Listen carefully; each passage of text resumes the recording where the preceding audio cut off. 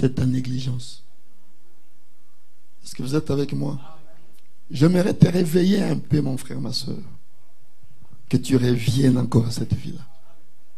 Que tu reviennes à la vie de consécration, frère. Que nous puissions revenir à cette vie. Dieu veut nous voir au top. Il veut nous voir au top. Pour que nous soyons au top, nous avons besoin d'une vie consacrée. Est-ce que vous êtes avec moi? Si on peut avoir ne fût-ce que 10 ou 20 personnes qui se consacrent comme il faut, frère, Dieu révèle tout ce que tu as avec toi. Mais non de vie consacrée, frère. Dieu s'attend de nous à vivre dans sa présence à tout moment. C'est ce que Dieu attend de nous.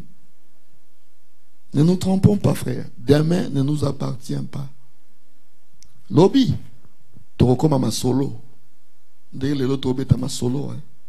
Yabato bakendaki. Nous racontons sur l'honorable Richard. Ah non, honorable Richard, dimanche au Kuna, à Yembaka. Oui, l'autre dimanche là, pas le dimanche passé, mais l'autre dimanche là, à Yembaka en église. Il avait chanté. Tolanda qui a Yembi. Et le loi comme histoire. Aujourd'hui, il est de l'histoire. Il est de l'histoire. Demain, je serai de l'histoire. Demain, tu seras de l'histoire.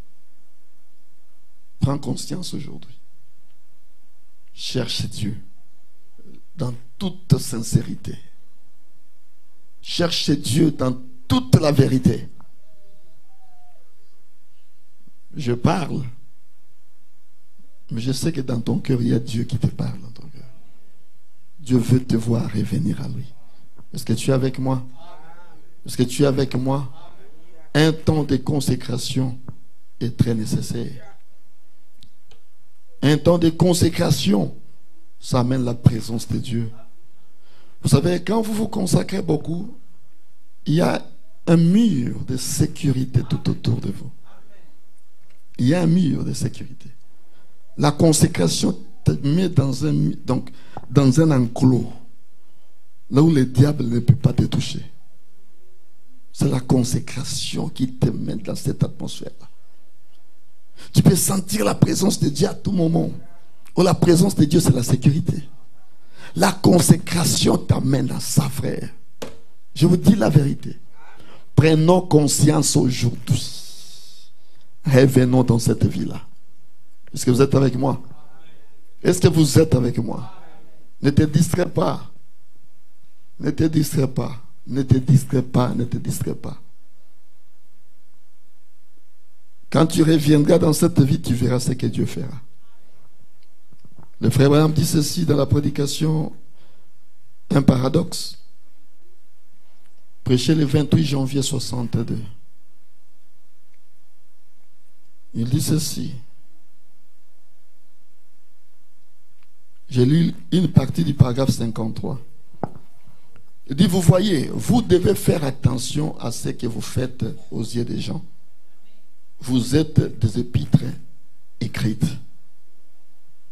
Je peux entendre la main dans ça. Dans la prédication, le prophète Élisée, prêché le 2 octobre 56. J'ai lu une partie du paragraphe 33.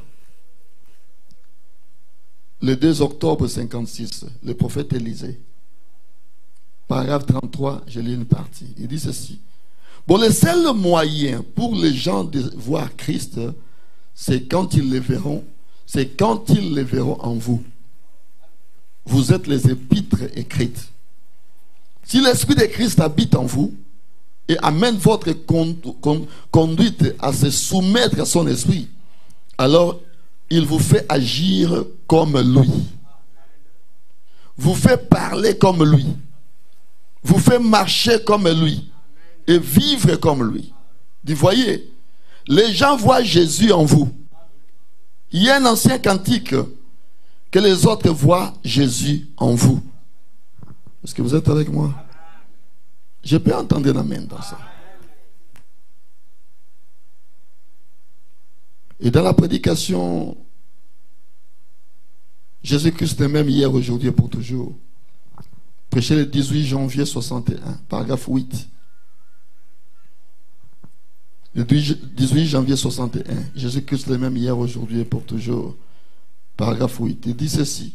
Et alors, étant donné que nous sommes des fils et des filles de Dieu, des cohéritiers avec lui dans le royaume, alors nous les manifestons dans nos vies.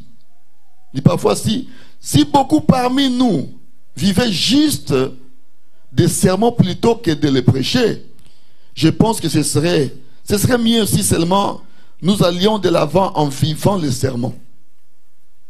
Vous savez que c'est de loin mieux de me vivre un sermon plutôt que de m'en prêcher un.